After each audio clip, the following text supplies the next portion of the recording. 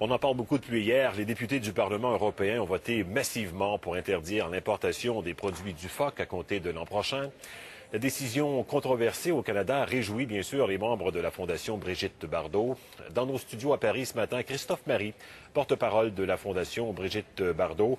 Alors, M. Marie, il faut d'abord bien comprendre que c'est là l'aboutissement d'une longue bataille pour la Fondation Brigitte Bardot, une bataille qui dure depuis plus de 30 ans maintenant.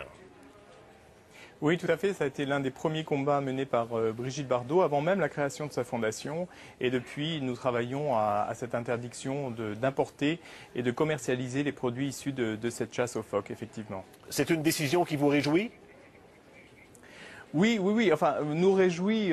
En fait, pour nous, c'est tout simplement un retour à la normale. Le fait d'abattre les animaux de cette manière-là, ça n'est pas normal. Et c'est de ça que c'est ce que nous dénonçons. Donc, si vous voulez, on n'est pas non plus euphorique particulièrement. On est simplement très content que les députés européens aient pris en compte les attentes des citoyens européens et donc aient voté ce texte pour interdire la mise sur le marché des produits issus de cette chasse. Mais pourtant, nombre de scientifiques ici au Canada, M. Marie, considèrent que la méthode utilisée actuellement est la moins cruelle. Il y a aussi de nombreux scientifiques qui affirment le contraire. Vous savez que la proposition européenne est basée notamment sur un rapport de l'EFSA, qui est une institution scientifique européenne qui a fait donc une étude de terrain sur les méthodes d'abattage et qui a démontré la cruauté de cette chasse, la cruauté de la mise à mort et du retrait des peaux parfois sur des animaux encore vivants. Donc ça ressort très clairement du rapport scientifique qui a servi de base au texte européen. Et de toute façon, cette année, par exemple, il y a eu des équipes qui se sont rendues sur place, des équipes de la télévision française qui étaient totalement indépendants puisqu'on leur avait proposé des images, ils ont voulu eux-mêmes faire leur reportage.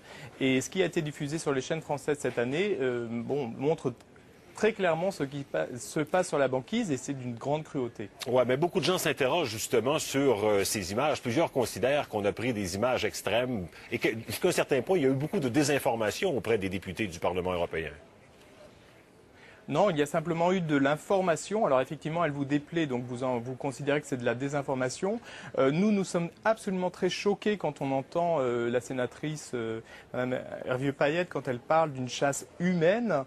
Pour nous, il n'y a aucune humanité à massacrer un animal au sol, de lui fracasser le crâne. Je ne vois pas où est l'humanité, je ne vois pas où est l'éthique. Donc cette désinformation-là existe bel et bien, elle vient des autorités canadiennes. Mais est-ce qu'on peut supposer, M. Marie, qu'il y aurait une façon acceptable pour tous de pratiquer cette chasse-là, ou si c'est absolument impensable à vos yeux?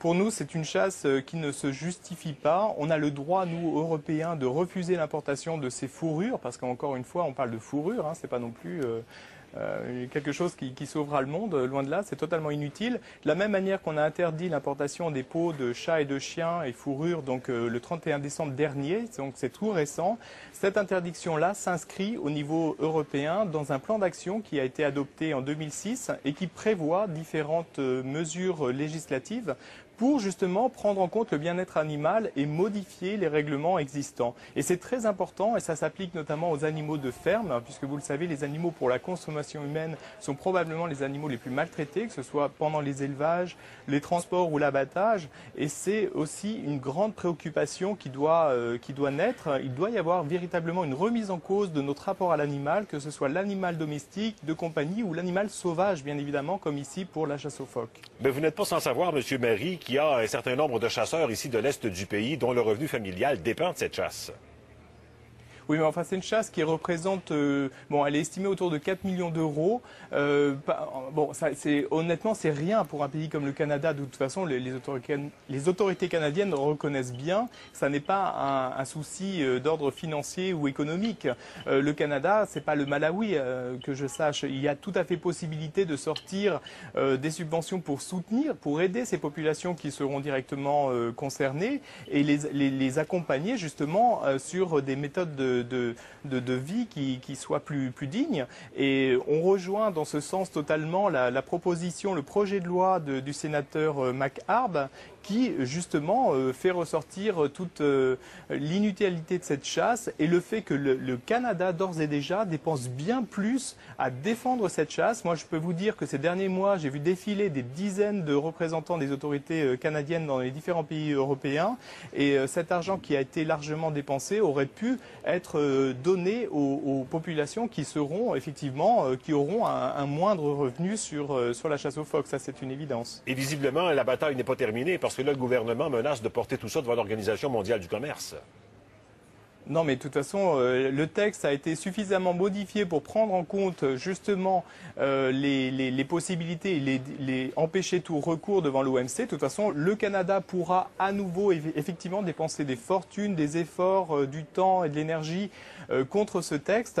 Il le fera probablement, puisque visiblement c'est une obsession. Mais en ce qui nous concerne, on a le droit, nous, Européens, de refuser d'être complices et de refuser l'importation de ces fourrures et autres produits issus de cette chasse, que ça plaise ou non au Canada. Et vous avez le droit, vous Canadiens, à refuser d'importer les produits type foie gras qui sont ici d'une véritable torture animale et on vous encourage à le faire véritablement, comme ça on sera gagnant à tous les niveaux, au niveau du bien-être animal. Monsieur Marie, merci de nous avoir fait part de votre point de vue.